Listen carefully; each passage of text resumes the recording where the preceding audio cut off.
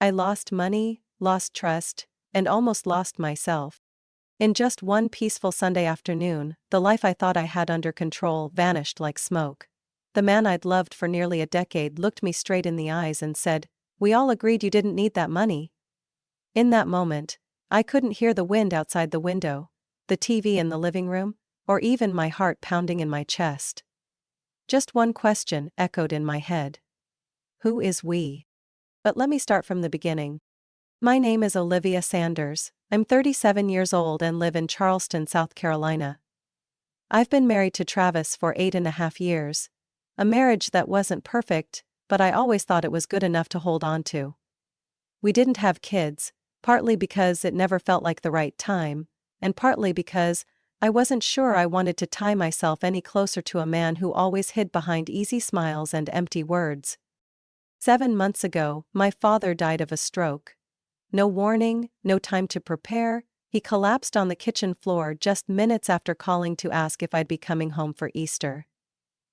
I can't forget that call. Or the wake-up call it brought with it. Dad wasn't rich, but he was a planner. He'd been an accountant in the military, lived frugally, and always reminded me to save for the future. Before he passed, he left me a life insurance policy worth nearly $187,000. I was the sole beneficiary, his only child. In his will, he wrote, "For you, when you truly need it." I didn't spend it. I didn't buy a new car, didn't upgrade my house, didn't even replace the cracked screen phone I'd had since last year. Instead, I opened a high-yield savings account in my name only. I kept it quiet, just telling Travis it was a small amount from Dad. No exact figures, no bank details. I didn't do it because I didn't trust my husband, but because I knew money had a way of warping things, and I wasn't ready to deal with that, especially not in the middle of grief, when everything felt so fragile that even one careless word could shatter me. Right after receiving the money, I also quit my job. Not because I was suddenly wealthy, but because I couldn't take the toxic workplace anymore. Especially after my boss told me, "Everyone loses a parent at some point. Don't use it as an excuse to avoid work."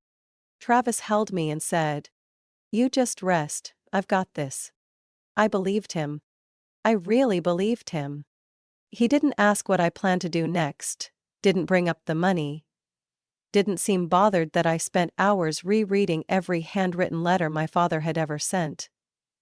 To me, he was the perfect husband. The kind of man who would be my rock when the world turned cold. But I was wrong. So wrong that I can't forgive myself for trusting blindly. For 2 months after my father's death, I lived in a haze. Somewhere between numb and hyper-aware. I cooked more, cleaned obsessively, and called my mom often just to talk about old memories, as if holding on to the past could somehow ease the weight of the present. Travis kept going to work, kept telling me about office gossip, kept smiling when I brought coffee to the backyard. Everything felt calm. Until it wasn't. But that's another part of the story. The part I wasn't ready to face when everything still seemed almost peaceful. I want you to understand why I didn't see it sooner. Why I didn't suspect. Why, when I saw my bank account balance drop to just a few dollars, I couldn't breathe.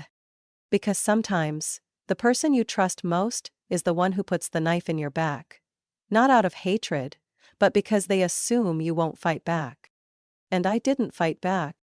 But that was before. That Saturday, the Texas sun was blistering hot. I remember it clearly because my long floral dress clung to my skin like glue, and the air was thick with the smell of sweat, beer, and barbecue. We were in Fort Worth, at Travis's sister Monica's house. A woman who never skipped makeup and always used polite smiles to mask the contempt in her eyes. Travis's whole family was there. Monica, his younger sister Jenna, their mother Carol, a bunch of rowdy little nieces and nephews running around the backyard, and of course, Travis. I thought it was just a casual family gathering. Grilled meat, small talk, country music from an old Bluetooth speaker. But no. That afternoon, I felt like I'd stumbled into a twisted version of Shark Tank, only I hadn't volunteered, and they weren't looking to invest. They were after money.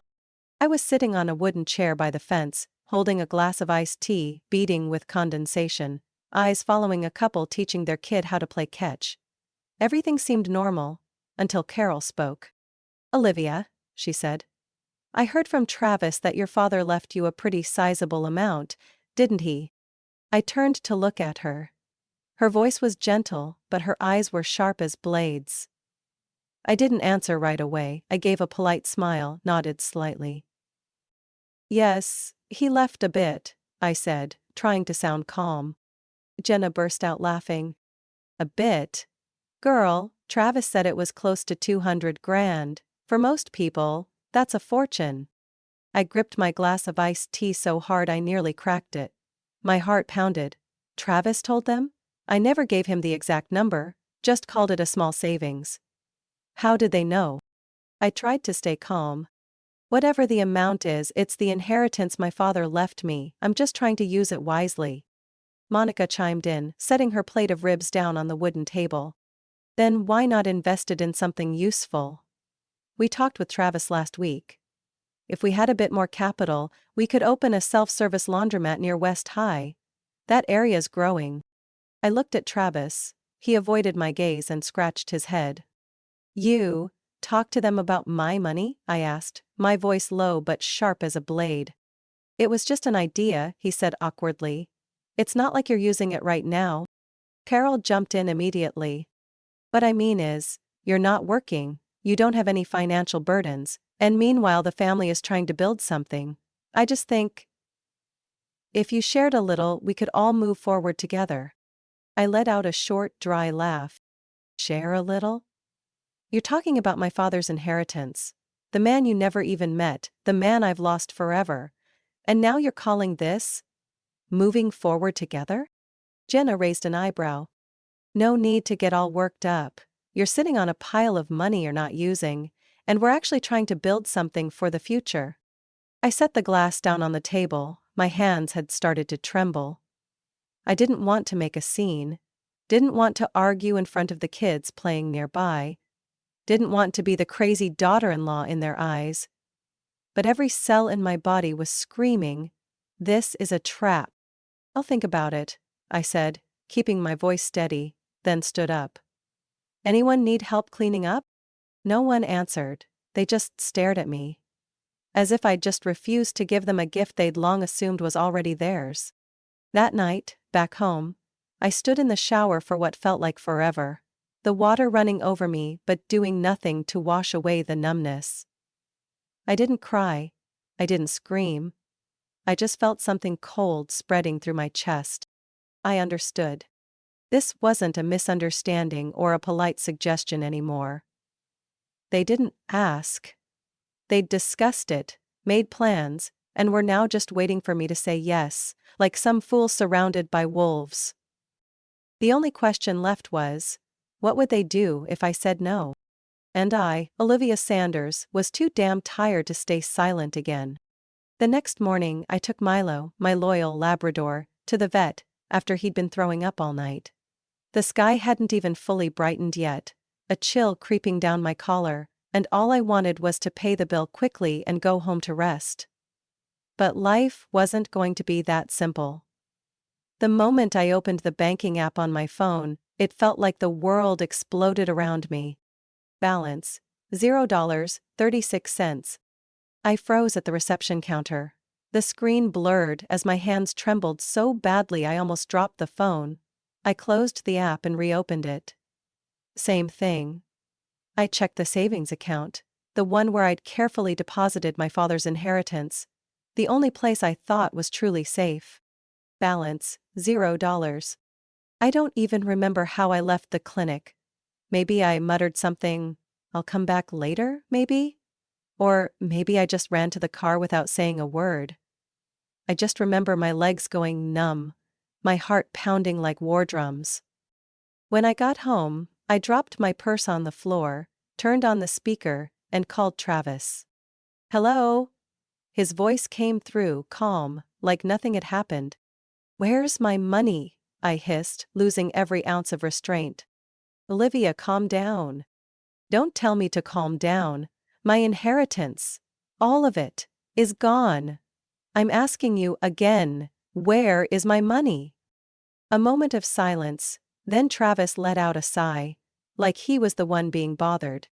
I transferred it to our joint account. We already talked about this. Everyone agreed you didn't need to keep it all to yourself. It felt like someone had punched me in the face. Everyone? Who the hell is everyone, Travis? What gave you the right to touch an account that's in my name only? Me. Monica, Jenna, Mom? We all felt like you were just sitting on that money, while the family could really use it to invest in something. You're not using it. You're not working. You don't have any debt. We could have done something bigger. I gripped the phone so tightly my knuckles turned white. No. Right, I said slowly, each word like swallowing a bullet. Olivia. Don't make this a big deal. I didn't spend anything, I just moved it somewhere safer. Joint account. Both our names. I laughed. A hollow, cracked sound, like my mind had just been torn apart. Safer for who? For me? Or for the backyard gossip circle yesterday, cooking up schemes like some second-rate crime ring? You're being dramatic, I hung up. If I heard one more word I was going to smash my phone, or worse, kick down the bedroom door where Travis used to kiss my forehead and whisper, "I love you." I slid down to the floor, leaning my head against the wall. A chill ran down my spine. It wasn't just about the money. I'd been betrayed. Methodically, strategically. And the worst part was, I didn't even know when Travis stopped seeing me as his wife and started seeing me as a gateway to money. When the shock wore off, I jumped to my feet and started digging through everything. Emails, bank alerts, message history. There were some strange transactions. A large transfer to an unfamiliar account. An email confirming a change in login credentials at 2 a.m. 2 nights ago. I didn't do that. I didn't know who to call, what to do, but instinctively I called Ethan, my cousin who works in the financial fraud department at a major bank in Dallas. Ethan. You have to help me, I said, my voice cracking. What's going on, Liv? Travis. He took all of Dad's insurance money. My account, it's empty. The words came out like a sentence. I didn't know if I was shaking from rage or despair, probably both. Ethan went quiet for a second, then his tone turned serious. All right. Don't call again. Don't confront him, keep everything exactly as it is, all of it. Text me the account details, dates, transaction logs. You're going to need to stay calm. From this point on, act like you're in the middle of a war zone. I nodded even though he couldn't see me. My hands steadied. I opened my laptop, created a folder, and named it Tactical Recovery. If they thought I'd just sit back and take it, they didn't know who Olivia Sanders was.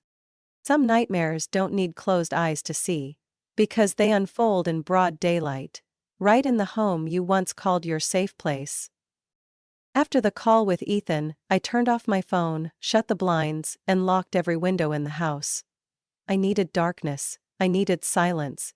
I was about to do something I never imagined I'd have to do to the man I once shared a bed with.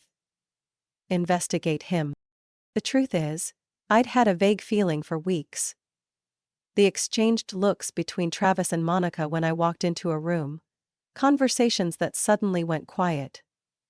One time, I caught Travis copying something from my laptop onto a USB drive.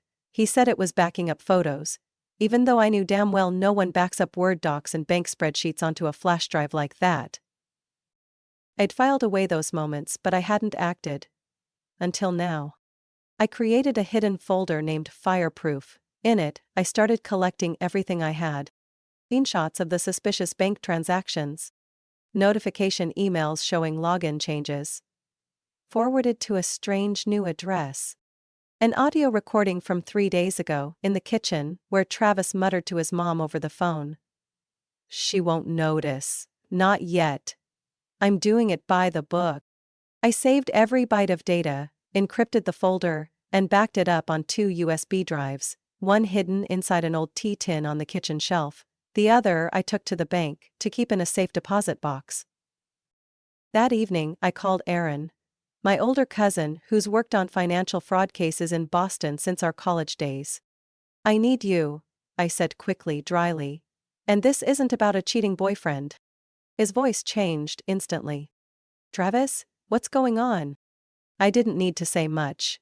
I sent him a summary, screenshots, the recording, the forwarded email address, and one short line. He took everything. Half an hour later, Aaron called back. His voice was cold as steel. "Listen to me. From now on, no confrontations, no questions, no warnings. Let us track everything." "Us?" I asked. "Loop in a few people from my old internal investigations team. You just live like nothing's happened, gather everything you notice. Especially anything involving his mother, and those 2 sisters of his." And just like that, for the next 3 weeks, I played the part of a slightly distracted, slightly gloomy wife, something no one questioned during the mourning period after my father's death. But in truth, I was quietly recording every move, every glance, every scrap of paper. I placed a tiny recorder under the sofa and another one in Travis's home office, the room he always shut tight at night. Each morning I listened to the recordings. Shady calls, half-finished conversations, unfamiliar names repeated again and again. "Send that amount to the Shell account. Meeting with Jenna tonight, plan stays the same. As long as Olivia doesn't say anything, everything will go smoothly." I took notes, encrypted files, and sent everything to Aaron through a secure channel. One night, he messaged back. "They're building a whole system? Your money is being funneled into a shell company called Elm Tree Solutions, under Monica's name." Aaron sent me a financial map, bank transfers, suspicious Venmo transactions, even a $4,700 business consulting fee to Jenna. Piece by piece, the puzzle came together, and I finally saw the full picture. This wasn't just a husband's betrayal. This was a family operation, with roles assigned, strategies in place. And I, the daughter mourning her father, recently unemployed, emotionally vulnerable, was the perfect target. I used to think I was naive. But no. I had just never imagined they could be this ruthless. That evening, Travis came home looking cheerful, sat at the dinner table like nothing was wrong. "You feeling better?" he asked, scooping more rice. I looked at him, nodded slightly, smiled. "I'm okay." Then I asked, "I saw an email today about a transfer from my savings account. Do you know anything about that?" Travis didn't blink. "Oh, I was just testing the system, don't worry, everything's still safe." I nodded, pushing the bowl toward him. "Careful, it might get cold." Under the table, my hand clenched tightly around a black USB drive, holding the latest audio recording. "If she finds out, just say it was a family decision. She's too soft. She won't do anything." They thought I was soft. Unfortunately for them, they were wrong. The day Aaron sent me an email titled, "Confirmed, Organized Fraud," I sat frozen in front of my screen for nearly half an hour, not blinking. Not because I was shocked, but because, for the first time in my life, I truly felt hunted. And the predators bore my husband's last name. Inside the email was a chart, as clear as a legal indictment. Elm Tree Solutions, LLC. A shell company, registered in Austin, under Jenna's name. Travis's younger sister. A linked bank account received 3 transfers from my savings account, each over $15,000. Monica, Travis's older sister, used a portion of the funds to invest in a startup her husband runs. A business with 0 revenue history, already flagged twice for document fraud. Then, Aaron found something that made my blood boil. Carol, my mother-in-law, used my financial information, including account balance and verification letters, to apply for a $100,000 loan for the church where she works as treasurer, using my money as collateral. She told the bank I had authorized it. I muttered, nearly choking as I stared at a scanned copy of the forged authorization letter. My signature. Nearly perfect. I grabbed my phone, ready to hurl it at the wall, but I knew I couldn't. Not yet. The game wasn't over. Aaron sent another message. Travis used your identity to apply for an unsecured loan, $80,000, from a fintech company in Nevada. He submitted everything online, using a secondary email created from your computer. I opened my laptop, dug through the hidden folders, and there it was. In a nested directory labeled, House Renovation 2002, to everything. Everything. Scans of my driver's license, social security number, tax forms, and a confirmation letter for the loan, sent to an email address I never even knew existed. He didn't just steal my money. Travis erased my identity to serve his plan. That night, while Travis was in the shower, I slipped into his office, turned on the printer, and pulled out hard copies of the most critical evidence. Recordings, financial flow charts, forged contracts, fake authorizations. I placed everything into a red folder, labeled, Truth, Locked and Loaded. An hour later, I sat in the dark living room, a glass of wine in my hand untouched, my eyes fixed on the bathroom door. Travis stepped out, towel drying his hair, squinting at me. "You're not asleep yet?" I didn't answer, just stared at him, a long, piercing stare that felt like it could cut through skin and bone. "What's wrong?" he asked, voice steady. I curled my lips into a half smile, half sneer. "I was just wondering. If someone stole your identity, drained all your money, took out an $80,000 loan in your name, and then told the world, we all agreed you didn't need it, how would you feel?" He froze. His eyes darted for a second. I saw it. The flash of panic. But he hid it again, like a seasoned pro. "What are you talking about, Olivia?" I stood up, grabbed the red folder and slammed it down on the glass coffee table. The sound echoed like a gavel in a courtroom. "This is the truth, not guesses, not suspicions. A full investigation conducted by a professional financial team. Every single person in your family, from Monica to Jenna, from your mother to you, is named in this report." Travis stepped back, his mouth barely moving. How did you get all this?" I looked him straight in the eyes. "Because I'm not as stupid as you all thought." I walked past him and opened the front door. "You all thought I'd just cry and hide under the covers because the money was gone? Wrong. I've documented everything. Recordings, backups, files, sent to 3 different agencies, including the Texas Department of Finance." Travis stood frozen. He stammered, "Olivia, listen, Shut up," I snapped. "The only thing you should be thinking about right now is which lawyer might be good enough to drag you out of this mess." "Oh, wait. Guess that lawyer fee's probably tucked inside that $80,000 loan in my name, huh?" I slammed the door and walked out into the night. The cool wind hit my face, but my chest burned hot. For the first time in months, I wasn't afraid anymore. And I knew, starting now, the game had changed. I thought I was prepared for everything, the betrayal, the lies, even standing in court across from the man who once swore to love me forever. But what came next went beyond even my worst nightmares. 2 days after the confrontation, Aaron sent me a short message. "You need to meet with the investigator, now. There's more. It's serious." I drove to his office in Dallas, where a team of analysts was glued to screens, printing reports, fielding calls. They greeted me with somber eyes, no small talk. A man in a white dress shirt with a badge reading, "Henson, Financial Crimes Division," motioned for me to sit.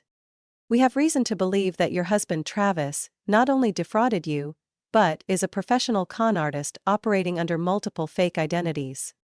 I didn't react. I thought I was ready. Or at least, I believed I was. He placed a file in front of me. "This is Ryan T. Vickers, age 39, posing as an independent financial advisor in Houston. The LinkedIn profile matches Travis exactly. Photo and all. just under a different name. I flipped through the pages. Fake driver's license, tax documents, the shell company Skyline Holdings. Each piece sliced deeper into what was left of my trust. He used this alias to sell shares in a company that doesn't exist, stealing nearly $40,000 from a woman in Oklahoma. At least 4 people have filed complaints. One of them is already with the FBI. So he's scamming strangers too? I gasped. Not just strangers, Aaron cut in. There's also Stacy Delmar. I turned to him, the name hit like a punch to the chest. I'd seen suspicious messages on Travis's phone. Something starting with state. I hadn't dared to look further. Now I knew. Henson handed me a photo. Travis holding hands with a blonde woman on the beach in Cancun. A picture-perfect moment. A world where I didn't exist. Stacy isn't just some fling. She's listed as a co-owner on an account used to funnel scam money overseas. She received gifts, cash, even a car.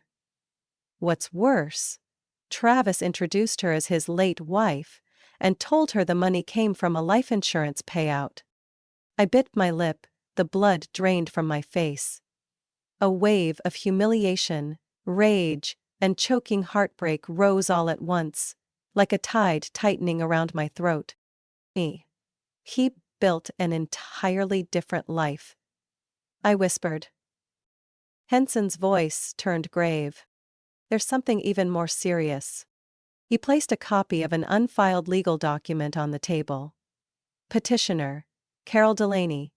My mother-in-law. Subject. A court request to obtain financial guardianship over me, citing mental instability following her father's death. I froze, couldn't speak. She submitted forged documents. A note from a psychologist who retired in 2020. A fake letter of authorization with your signature, claiming you're unfit to manage your inheritance. All of it, completely fabricated. I had to grip the armrest to keep from collapsing. My hands were ice, my head buzzed. They're trying to declare me mentally incompetent? I asked. Yes, and if they succeed, everything you own would be controlled by your guardian. Carol. I had never felt so dehumanized. As if I weren't a person with thoughts and rights, but just a money vault with the lid wide open. Aaron spoke slowly. They don't just want to defraud you. They want to own you. Permanently. I clenched my fists. Do we have proof? All of it. Audio, emails, scanned documents, even digital fingerprints. And a willing witness we didn't expect. I looked up. Who? Aaron glanced at Henson, then back at me. Stacy, she found out she's been conned too, and she's ready to expose Travis in court. Silence settled in the room, like a looming sentence. I swallowed hard and stared straight at them. Then let's flip the board. The courtroom that morning felt more like a stage than a legal venue. But instead of lights and velvet curtains, there were the echoes of hurried footsteps, the shuffling of papers, and cold stares locked onto the defendant.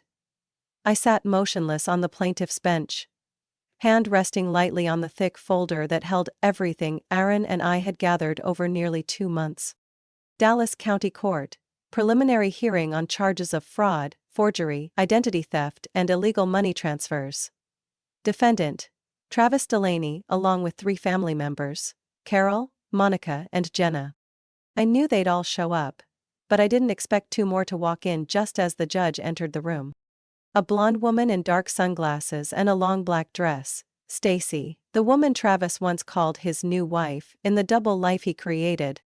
And the other, more surprising, was Jenna, Travis's sister. But this time, she sat on my side. The judge called the names, the air thickened with tension. I could feel the sweat running down Travis's back, even as he tried to keep his expression calm. When Jenna asked to speak, all eyes turned. She stood, voice trembling but clear. I want to cooperate with the investigation as a witness. I admit I helped my brother transfer money into Elmtree Solutions. I believed it was a shared investment, but now I know. It was Olivia's money. And Travis lied to all of us. Across the aisle, Travis's face turned ghostly white. But things were just getting started. Stacy stood next, not waiting for permission. Her voice was cold as steel. Travis told me his wife died in a car accident in Alabama. He showed me a death certificate. Now I know it was fake.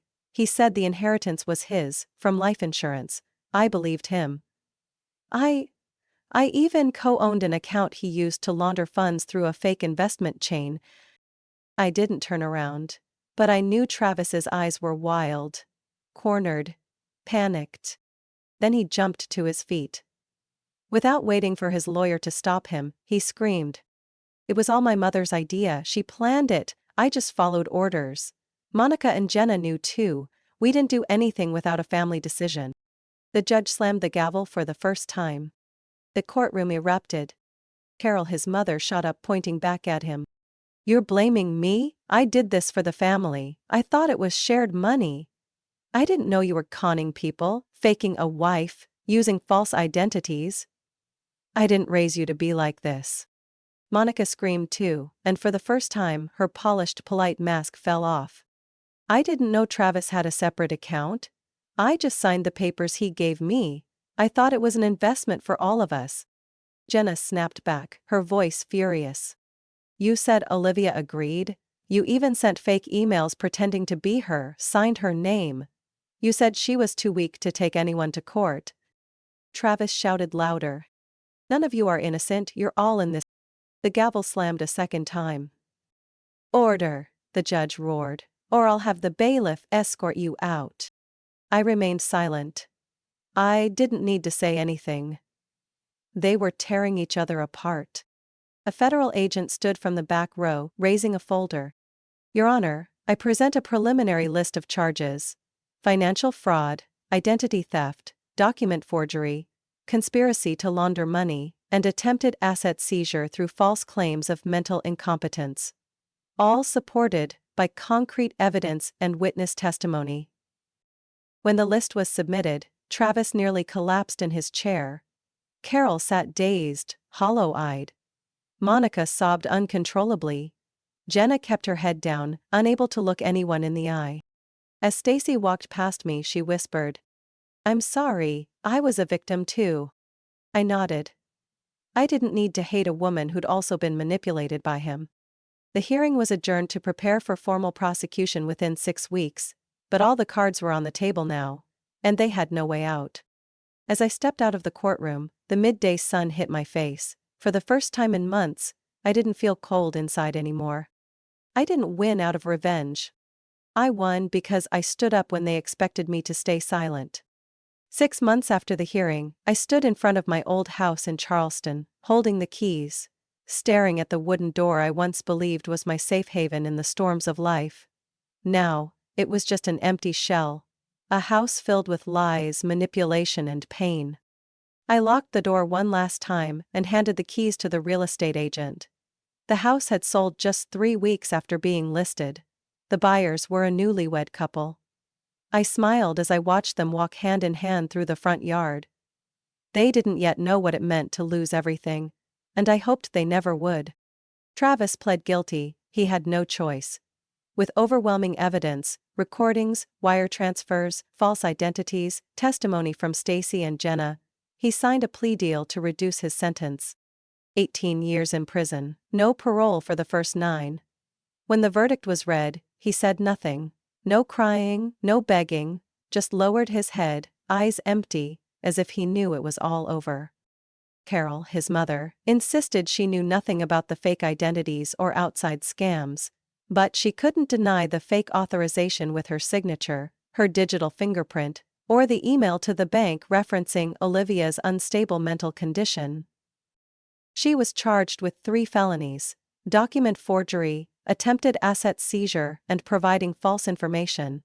Her defense attorney whispered they'd try for leniency due to her age, but the judge simply shook his head. The evidence was too strong. There was no room to spin it.